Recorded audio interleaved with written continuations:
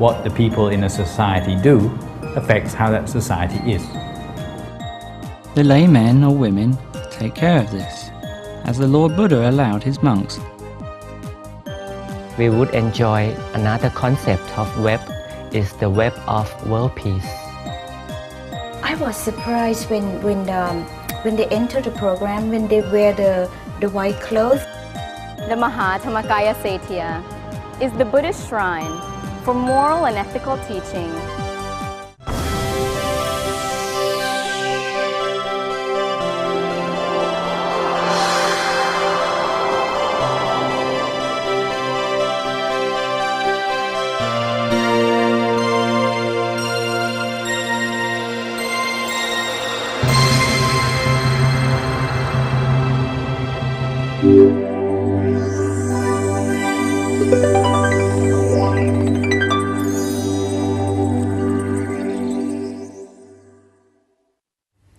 Sawadika. Welcome to Meditation for All, shown every Sunday morning on the DMC channel at 4 a.m. Thai time, a fact-filled program that will help you start your day feeling spiritually centered and uplifted. Buddhist concepts this week, Reverend Nicholas Thanissaro conclude the Buddhist law of interconnectedness, how human virtues affect the environment. At the end, get a food of thought from interesting question from the student in his class about vegetarian and the food available. Now, we've learned that it's greed that sets things in motion. To rid off greed from the mind is to practice charity.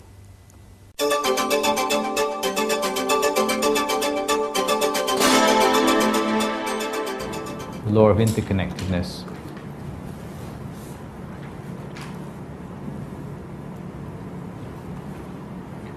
Human virtue affects the environment. Do we need God to explain how the universe arose? We don't need a creator God, because the thing which created the universe, according to this view of things, is in fact greed or craving in people's minds. This is the starting point. This is a thing which sets things in motion. It's not some outside force or some supernatural being who's come and raised his finger or created things. Simply through the power of things in our mind, things come into motion by themselves, by the laws of physics. Action and reaction. But we're talking about things which are going on in the mind, which connect to things which happen in people's lives and hence in the universe at large. So, individuals need to be responsible for the welfare of society, because it comes down to individual actions ultimately. What the people in a society do affects how that society is. Nothing very big there, but sometimes we wait for the government to fix things for society. In fact, in those days, according to this legend, originally it didn't have a government. Didn't have a government anyway. It's only when things got really bad that people kept breaking the law, natural law, that a government was formed. Curiosity and greed are roots of evil. 5 precepts is something which occurred naturally in human history, but which we have since deviated from. And problems have come with that. And human nature, not as we described yesterday, is not guilt or sin, but if human nature in fact came from a godlike nature.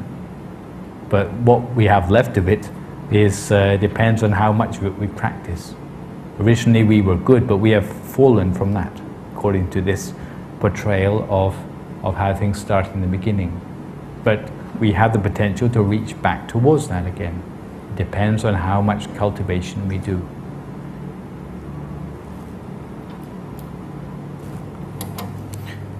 The other thing perhaps I should mention is the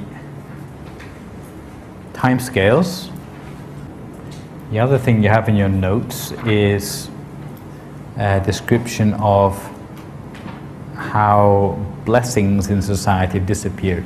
I don't think this will mean very much to you unless you study the 38 blessings. But it is like there's a sort of entropy in morality of human beings, where human beings originally led a charmed life, but that charm sort of disappeared. If you understand the 38 blessings, then you can look at how these have gradually been eroded away, but how they can come back again as people practice. So next time, tomorrow it will be, we meet a little bit earlier because there's the ceremony for clipping your hair as well. But it will probably start at 1:30. And we finish a little bit earlier, so we're in time for the ceremony. But we go on to look further at how we can work against this deterioration which seems to be built into our existence. What sort of actions can actually change this for the better or for the worse? And tomorrow we'll start looking at how this relates to what we are practicing. Now we've got the big picture, the cosmological picture. We can look at how this affects us and what we can do individually to change things. Okay, so that's all I want to say for today, but maybe you have some questions because today is quite a long shot, I'm sure. Yeah. Whether there will be a day allocated to us to ask all the questions, or we have to ask? No, go ahead and ask. Because there are a lot of questions there. But if there's more than you have time to ask, then write them down, and maybe we can have special sessions, particularly for questions. But please write them down because, in fact, your questions are very useful to help us to develop the course. Because the ideal course would leave no doubts. But if there are doubts, then it must mean that there are gaps in the course. I remember when reading that sutra that it mentions the change in food all the way through. And at one point, we started to kill animals, and that led to another big diet. Mm-hmm. It seems like a Buddhist argument for vegetarians. We're talking about how we reverse. We talk about how we reverse things. For example, being celibate is one way of reversing the process. It seems to be lightening up the diet and being more content, and particularly not killing animals. I think the way to understand this idea of the food available is not that people have taken an active part in changing what food is eaten. But I think, if I remember clearly from the Aganya Sutta, it says that the first people to start out eating flesh were those who previously had disposition to have been ogres or flesh-eating beasts in their past. And from their example, others caught on to this as well. And that they had been coexisting with animals for a long time without having eaten them. But they were pushed into this because the fact that there was not the more nutritious foods were no longer available to them anymore. Why were the nutritious foods not available to them anymore? This is because of their behavior. But included in that behavior was not killing animals, but that may have had a part in it. But that was not directly what changed human beings' diet. What changed human beings was the availability of food. If there was something better than meat to eat, then human beings would eat that. There's a lot of killing which goes on which is not food related. You see that? There's a lot of killing which goes on in the world has nothing to do with getting meat to eat. So it means that the problem which creates killing in the first place is the hatred in people's minds. And what I'd like you to focus on when you are trying to find reasons for things in terms of Buddhist concepts is how what happens in people's minds generates behaviors, how much power this intention has. It's not on what food you eat which changes how you behave, but it depends on what intentions you have in your mind. This is the important thing which changes things. And once you have intentions in your mind where you no longer value the lives of other living beings anymore, then that intention itself starts to destroy a part of you. And the way to solve this is not by changing your diet, but it's by dealing with this intention which is arising in your mind. That's the only way to solve the problem at its root. As for the problem of whether Buddhists should eat meat or not, we come to this question quite early in the course. But the way this would be solved in the olden days is that people didn't kill for the meat which they ate. So, for example, in the olden days, in villages in Thailand, they would use buffaloes to plow the fields. And those buffaloes would be treated with great respect and gratitude, because without them, then the fields wouldn't get plowed. But later, when those buffaloes in their retirement eventually died of old age, then the people would celebrate and they would cut up the corpse of the buffalo and they would take this very tough meat, boil it for probably days before it was edible, and then they would eat it. So they didn't kill the buffalo, but they would eat buffalo meat. And they had no problems with that. So they were ashamed to kill a living being. But meat eating, that's another thing altogether. They would eat carrion, in other words. So they would live the life of a vulture, but not the life of a bird of prey. And even the Buddha said that for monks there was no harm in this, to eat meat which you haven't killed yourself. Now, some people, especially in the Mahayana traditions, they have a problem with this because there are certain suttas, especially Lankavatara Sutta in the Mahayana tradition, which says that by eating meat, you are supporting people to kill the animals which are providing that meat. They would say something like, when you take one pork chop off the shelf of the supermarket, then another pig has to be killed to put a new pork chop in its place. But the way we see things according to this understanding is that people make their own individual decisions. We make decisions about ourselves. If we make the decision ourselves to go and work in an abattoir, where every day, day in, day out, we are killing animals 8 hours a day, that is our decision. And our karma comes to us because of that decision, because those animals have died by our own hand. But the person who didn't order a particular animal to be killed for them to eat doesn't have a part of that killing intention in the person's mind as they are slaughtering the animal. On the other hand, if you go into a seafood restaurant and you say, I want that fish, and they say, yes sir, pull it out of the tank and chop its head off, then you have had a part in the death of that animal. So you have to make a distinction in your mind. As you meditate further, I think you find that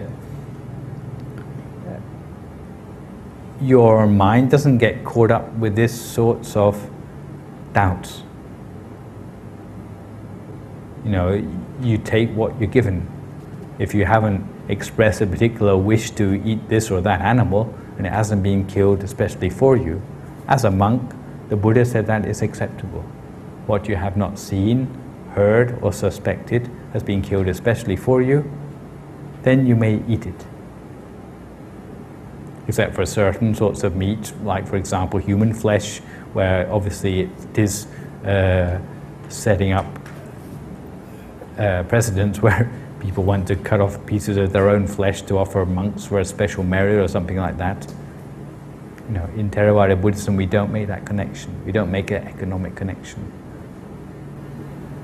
As I understand it, in Theravada Buddhism, we do put some restrictions on this. For example, we're not allowed to eat horse meat or elephant meat.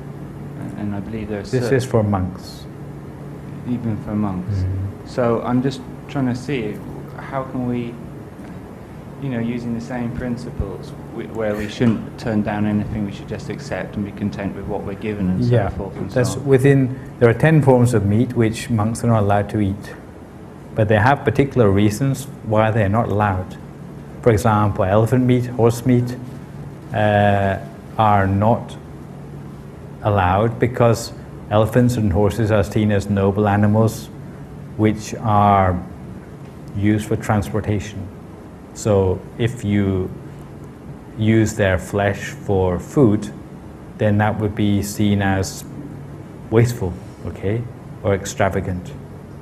There are other sorts of meat for carnivorous animals: dog meat, bear, leopard, tiger, lion, etc. Dogs included, for those of you who come from certain parts of Thailand where they eat dogs. These forms of meat have parasites in them. And if you eat those forms of meat, then you run a risk of damaging your own health because you catch the parasites which are lodged in the muscle of these forms of meat. So this is why the Buddha did not recommend that monks eat them. As for snake meat, if you eat snake meat, your body acquires a smell of snake. And as a result of that, snakes can detect that and they will follow you and bite you because they know that you have been eating their comrades. So there's a reason for this. It's not a reason that you should not support the killing of certain animals. And as for human flesh, well, there was an example of this where they couldn't find meat for a monk to be served with, and someone cut a piece of their lower leg and served it up. And once the Buddha learned about that, he said that this should never happen again. He didn't want his people doing this out of faith for the monks. So 10 forms of meat. But normally it's known amongst the people who serve food to the monks that these forms of meat are not acceptable. Because some place in town they do eat dog and so on, China too. It's known. So normally you don't need to say, oh, is this tiger? Oh, is this leopard which you are serving me? Because normally it's not. Huh? And even if it were, then to say it would somehow upset the faith of people who were offering it. So normally we just concentrate on the amount of food we're eating, not on what exactly we are being served. But it's known that 10 forms of meat are not allowed.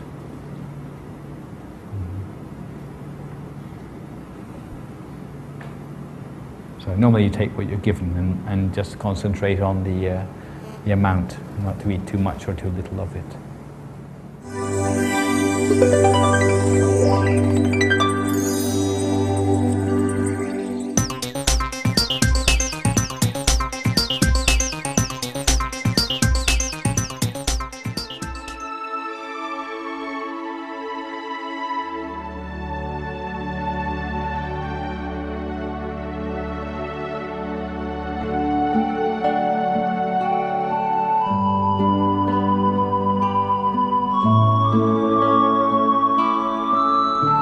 The rainy season.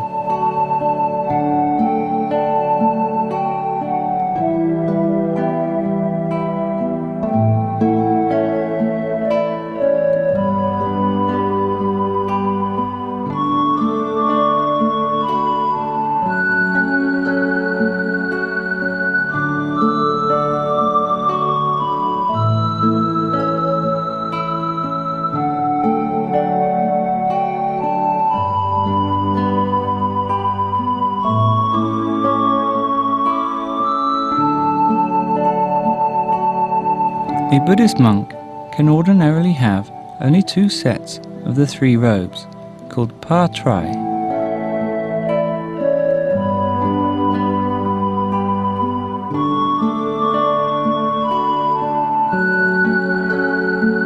So it is very hard in rainy seasons, especially in the tropics, because the monsoon brings heavy rain almost every day.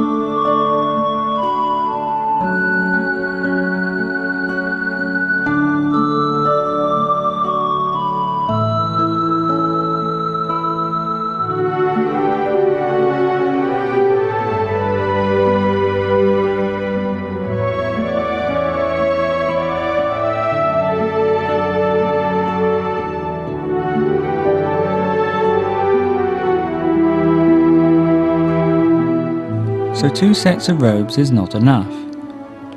But all Buddhist monks must lead very simple lives that are easy to support. They wash their robes themselves, and always by hand, and not with a washing machine or dryer.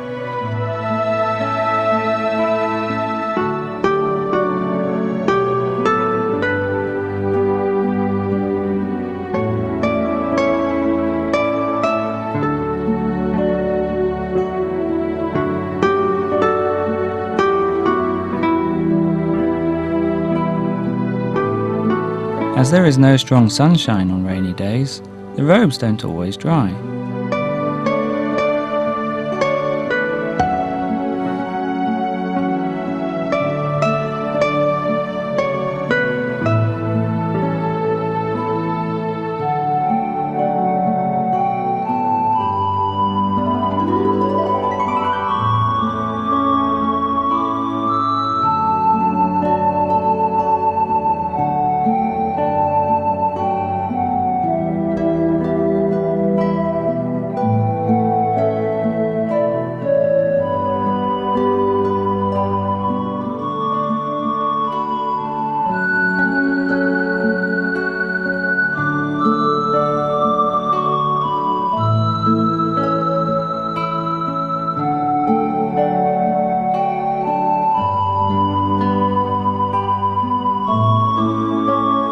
The lay men or women take care of this, as the Lord Buddha allowed his monks to receive another robe to solve the problem of rainy days.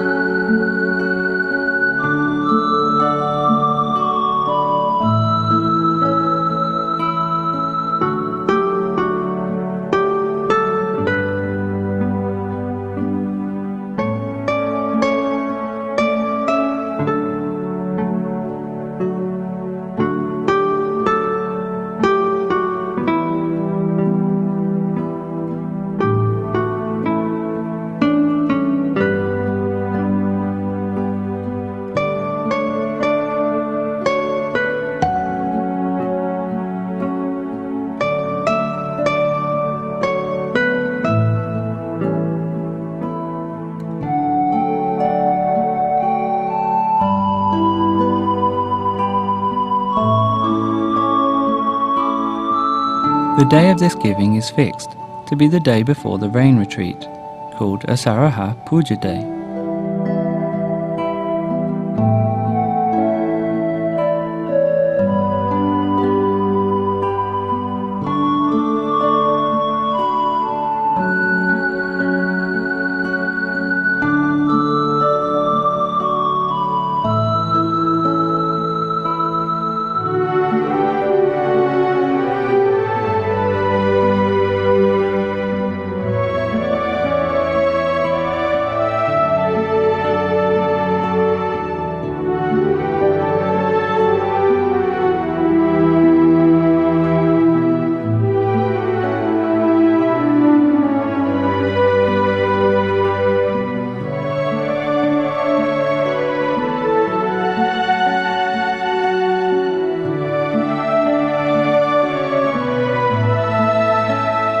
one more robe for the whole season of the rain.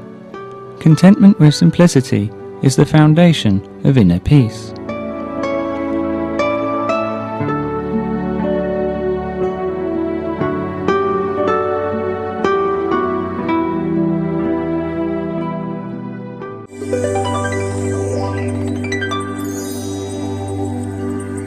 Next on our program, Reverend Somsak Piyasilo will introduce you to the World Wide Web of Peace.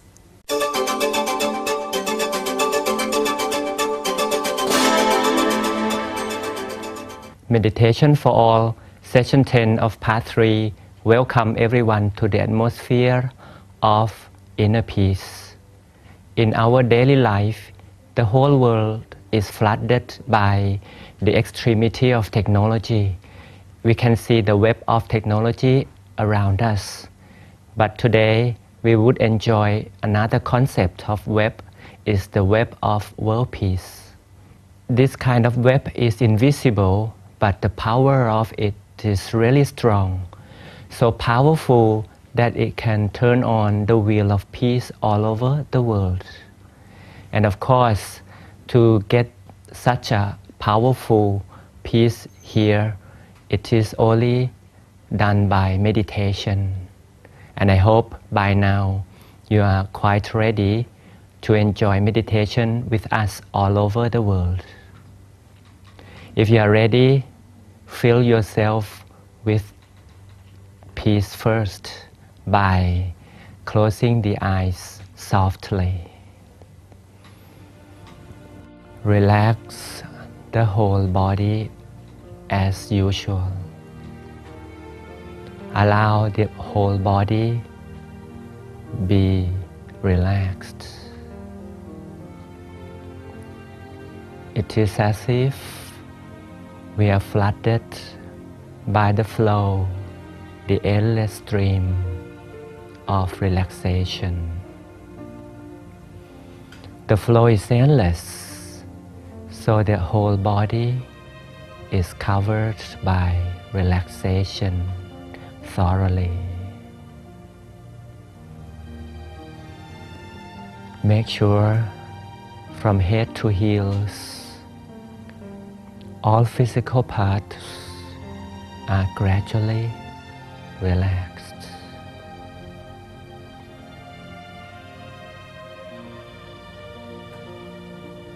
And then slowly take a few good deep breaths.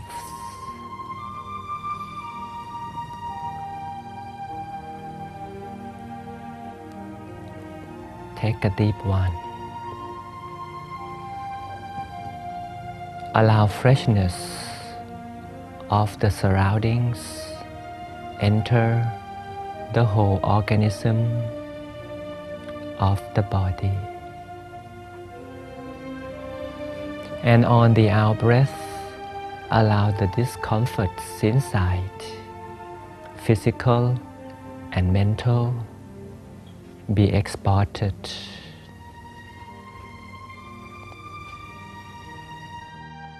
And feel more and more relaxed, both body and mind.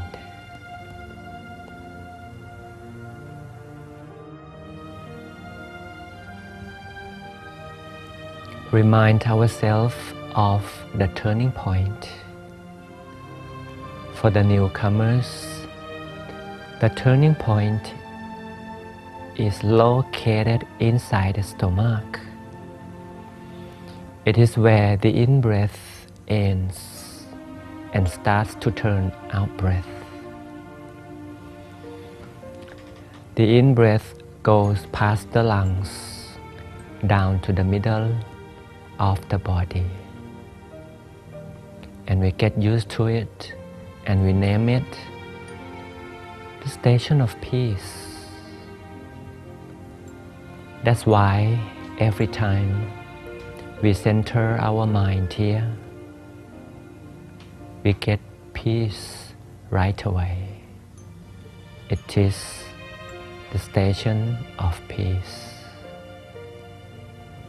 Let's enjoy receiving peace at the station of peace over the turning point together for a little while.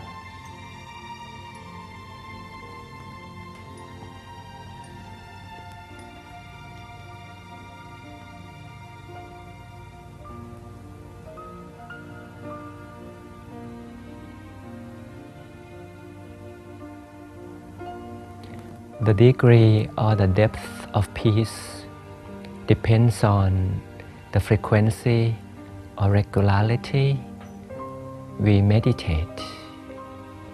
If we have strong passion over meditation and practice it every single day, we get deeper peace and it's really peaceful. So it depends on ourselves to get the peace shallow or deep. If we meditate often, we get deep peace right away. But at the turning point here, it's only the feeling we could touch, but the real nature of our inner world is hiding behind the turning point. The turning point is only the gateway, just the door. We have to go and knock at it often.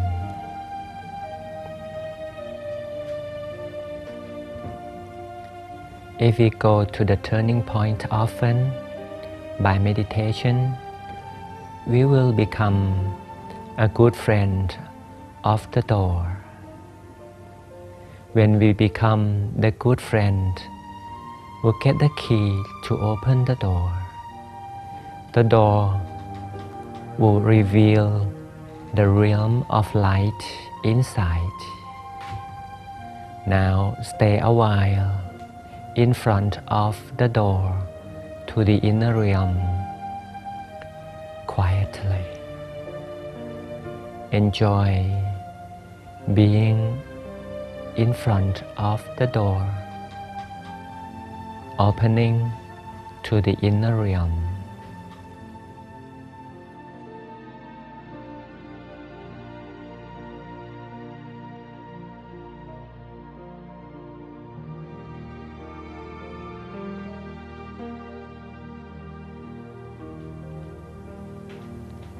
Then the inner light will leak out as a spot of a tiny star. Enjoy observing that tiny star that leaked out from the inner world. The tiny star is bright and is shining aglow. It glows as it grows from inside. Enjoy the presence and the existence of the bright dot of that tiny star for a while.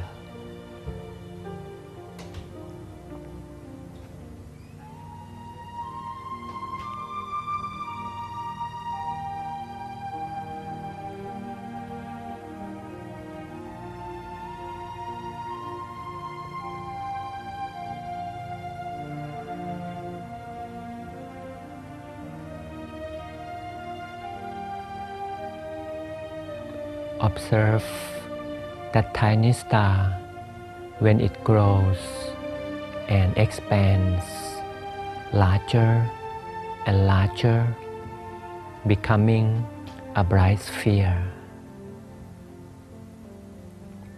We are now in the bright sphere, expanded from the bright star. We are now wrapped by the bright sphere. It's like we are sitting inside in the middle of that big bright sphere. This is the expansion of inner peace at the beginning stage. Allow the mind to enjoy quietly the sphere of bright that shines from inside.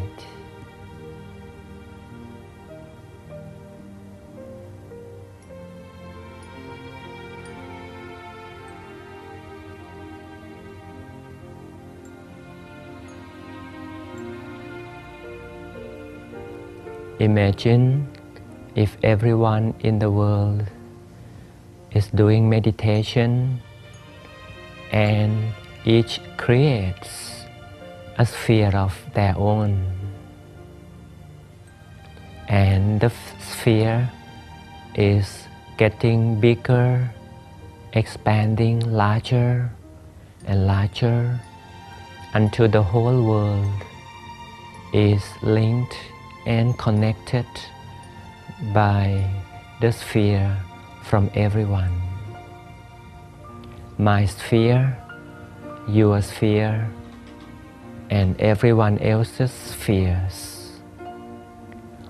The whole world will get linked by the web of peace.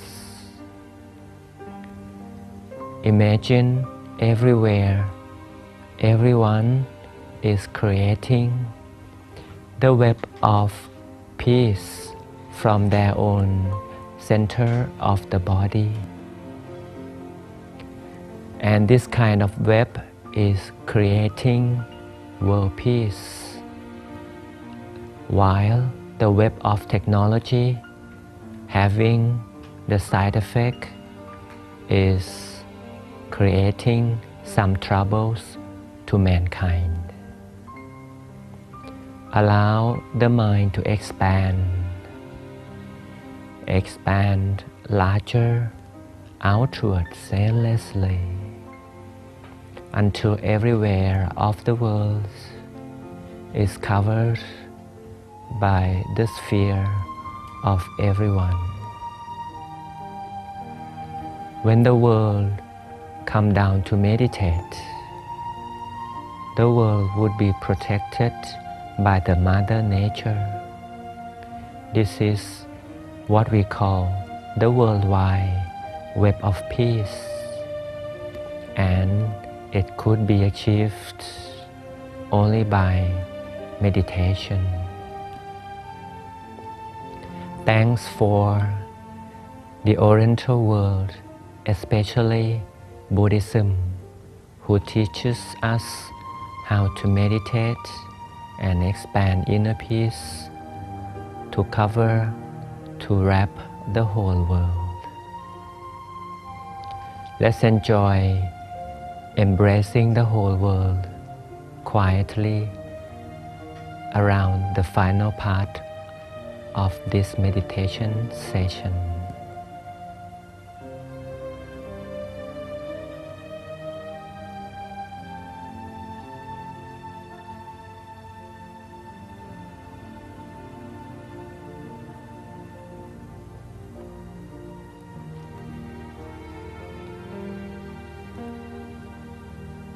If we are ready, we shall gradually count down from 3 to 0. Take a few good deep breaths again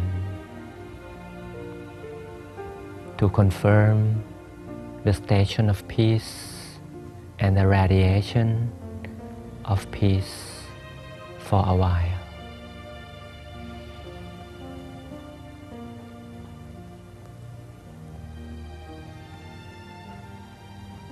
Once we feel ready, we can gradually, slowly open up.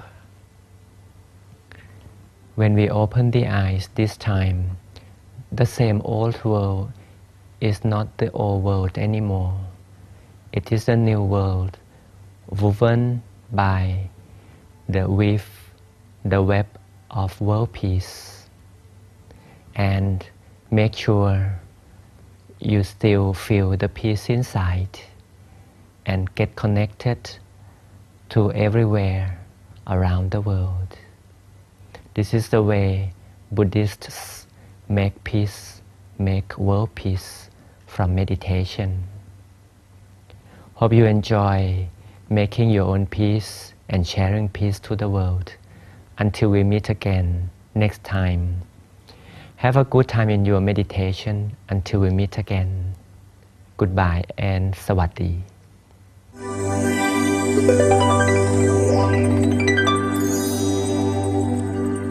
What happened to her little son? Why didn't he cry to go home with her anymore? What made the little boy gives up the computer games, saying to his mom, "It's a waste of time." Here the two mothers talk on the special interview with Nini Galvalin.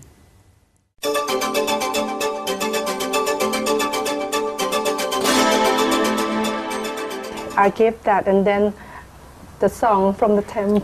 Oh, I know. That's when all they we turn the do song too. from the temple, I just couldn't stop. I You know. know, crying. It was so emotional. Yeah. Emotional so much, and then I thought that the music, song the just song, touched it your just heart. yes, that's why. Yes. And then still I can feel it. That whenever I hear the song, it just make me cry. So it's just my son doing this But- for me. But you know, that's crying is, you know, from the happiness Cry, inside. yes, As that's a right, mother, yes. I know, because I cry all the time. All the time. But you know what? You cry with the happiness inside. Right, you know. yes. But she did very well. She had a different point of view. She do not cry at all. No, laughing instead. Yeah. Why is that? I don't know. I am very happy they're there and they can do it, and I am very proud of them too. But somehow I said, I don't need to cry. In front of them. Yes. You have to be And strong for them. I just look at them with I don't know. I know, I have I no just- word to describe. But Right, it's no word to describe, but one thing that I know, I like watching that. It's already registered in my mind. This picture won't be anywhere, except my heart. And I saw a lot of mother cry. Yes. And I said, am I something wrong with me?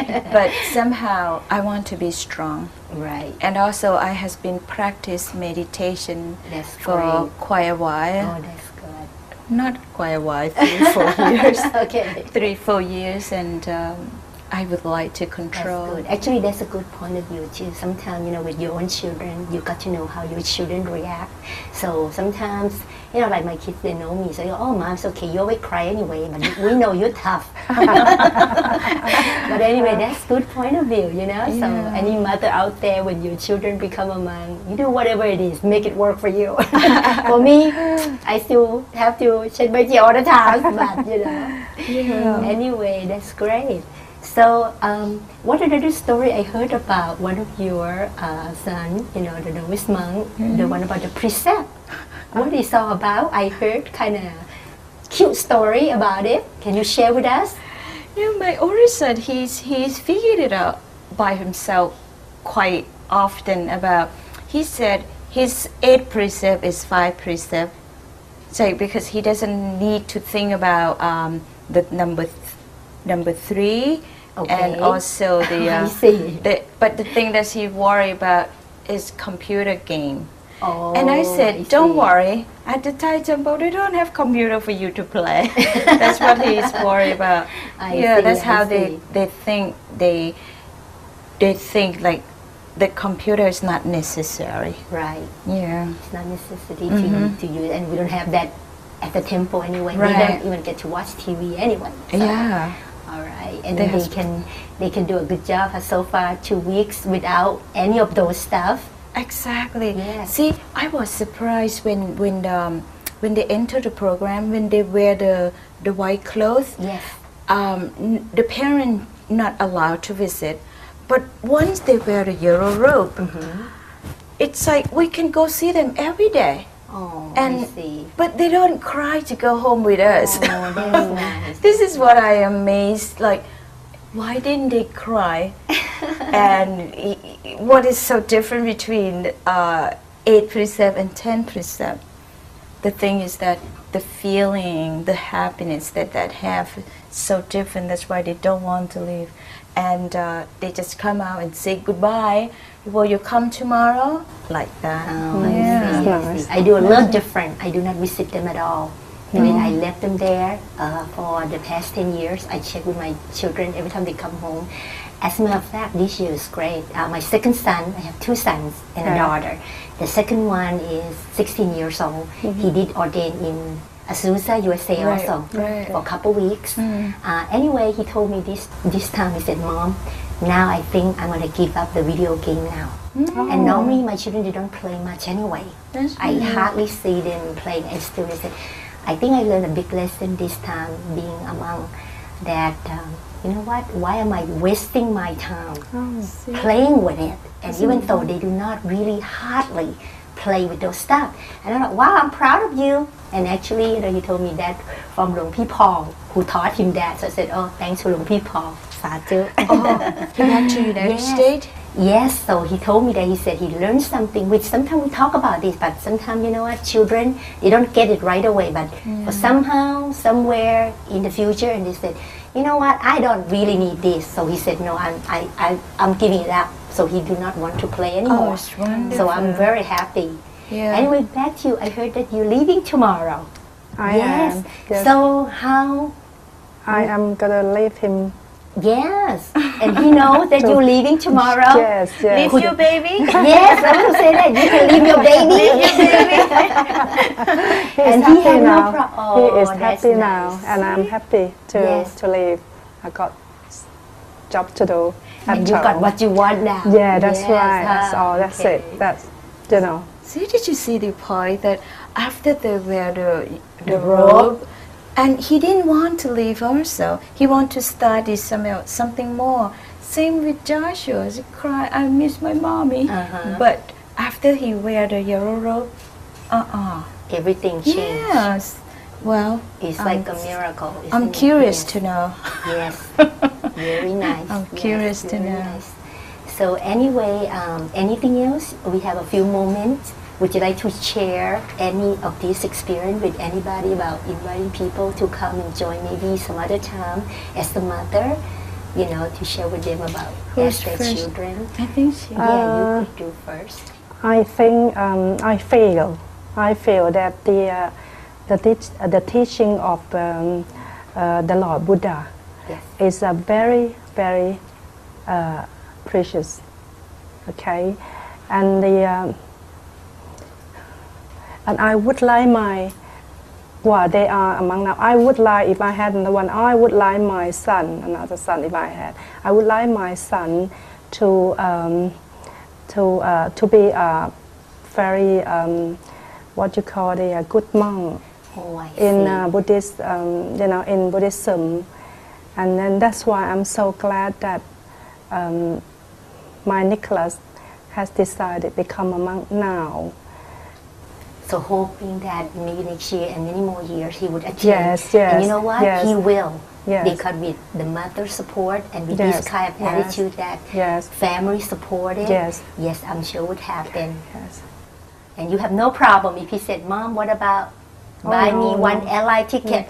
Like my son. I wish he, you know, become a monk forever. Oh, you know, just stay there and don't come out. They just stay there, you know. But nice. That's my hope. Wait a second, I heard that he did change too, right? The oldest one, since he became a monk last year. Yeah, he is more mature. Yes. He's calmer. Oh, he's more calm. Yeah, okay. more calm. And that's him. He because he he's has a been a soldier. nice person since he was born. He would do anything for me. Oh, that's wonderful. Yeah, but the thing is, he got very hot tempered. I see, but But since now- last since, year yes, he changed. yes. Yes, the reason I asked because you did mention to me earlier that your younger one kind of surprised the way the bigger brother changed. So I think he probably curious too, want to become a monk as That's the right, bigger brother yeah. asked him to do so. Yes, that's oh, right. Oh, that's Yes. wonderful. Yeah. Thank you. So you want to share a little moment with the audience that like to invite them next year? Or any Yes. mother out there? Yes, I would like to invite all the mother who have sons to have them become monks in order to extend Buddhism. That's very nice. And you? For me, it's only the novice.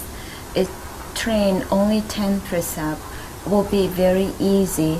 Just prepare to become a monk to 27 precepts. This is just like easy step at the beginning.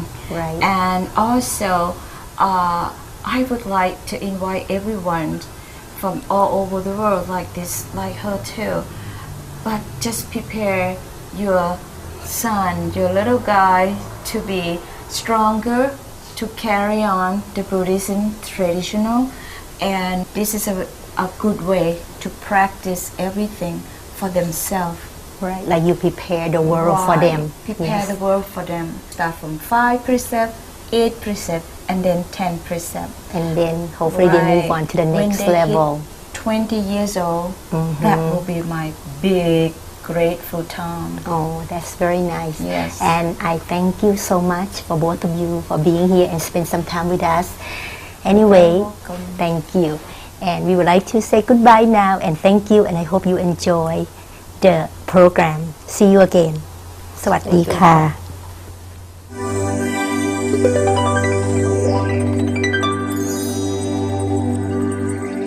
People call it a miracle when they see hundreds of thousands of people gathering and pray for peace. It is here at the Dhammakaya Setiya, วัดพระธรรมกาย ปทุมธานี Thailand, where the miracle takes place. Vera Rundrakul will take you there. And that concludes our program for today.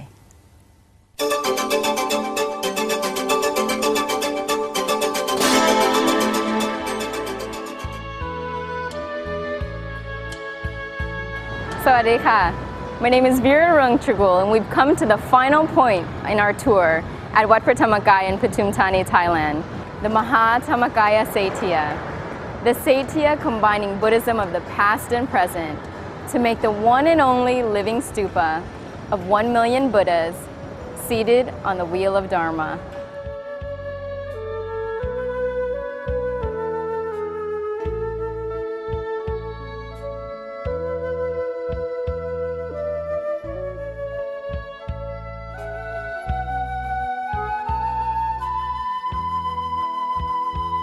A Saitya, commonly known as a pagoda, is a sacred shrine in Buddhism since ancient times, where worshippers and visitors who come to visit and pay homage to the Saitya will be spiritually lifted to a high and pure inner place.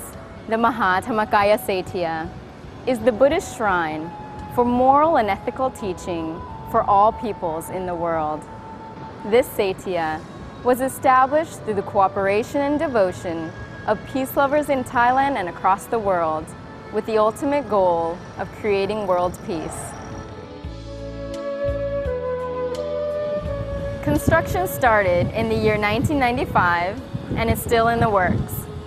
The symbolic design of the Maha Dhammakaya Saitya exemplifies the inseparable unity of the Buddha, the Dharma, and the Sangha, the three of which make up the triple gem, the ultimate refuge of mankind. The first section of the Saitya is a hemispherical dome marking the peak of the Saitya and 108 meters in diameter. This is in homage to the first of the triple gem, the Buddha. Inside is the principal statue of the Dhammakaya in 14 tons of silver, together with the relics of the Lord Buddha. On the outside of the dome are 300,000 Buddha statues, with 700,000 more on the inside, totaling 1 million Dhammakaya Buddha statues. Those benefactors who contributed donations for their own Dhammakaya Buddha statue will have their names inscribed on the front of the statue. As construction is still not yet complete, anyone wishing to make a contribution and dedicate their own Dhammakaya Buddha statue is more than welcome to do so. The second section of the Saitya is the broad peripheral terraces that are in homage to the second of the triple gem, the Dhamma, which brings limitless peace and happiness to the peoples of the world. The teachings of the Lord Buddha will be inscribed in this section of the Satya.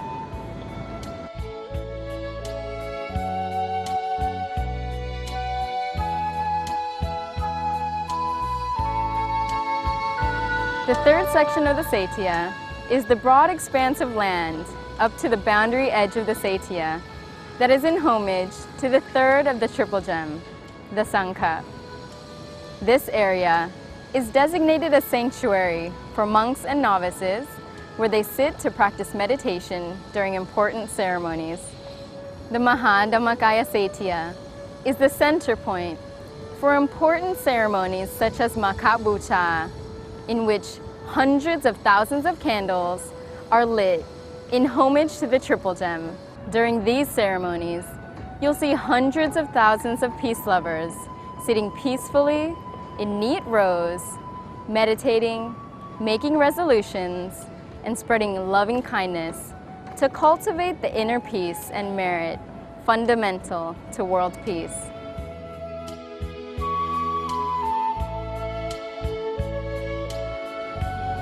This Grand Satya is the center meeting point for Buddhists and all peace lovers around the world to come together as one with the common goal of creating inner peace and happiness, and through that, world peace, through the performing of good deeds and meditation. As a way of starting and ending their day, people gather here every morning and evening with lotuses to pay homage to the Satya, which is the embodiment of the triple gem. In reality, the design of the Satya has a deeper meaning than what we've explained here, but whoever comes to see the Satya sure won't forget it. We extend to you our warmest welcome to come and see the Maha Dhammakaya Satya for yourself. I hope you've enjoyed this tour of Wat Phra Thamakai. I hope to see you here soon. Sawadee ka.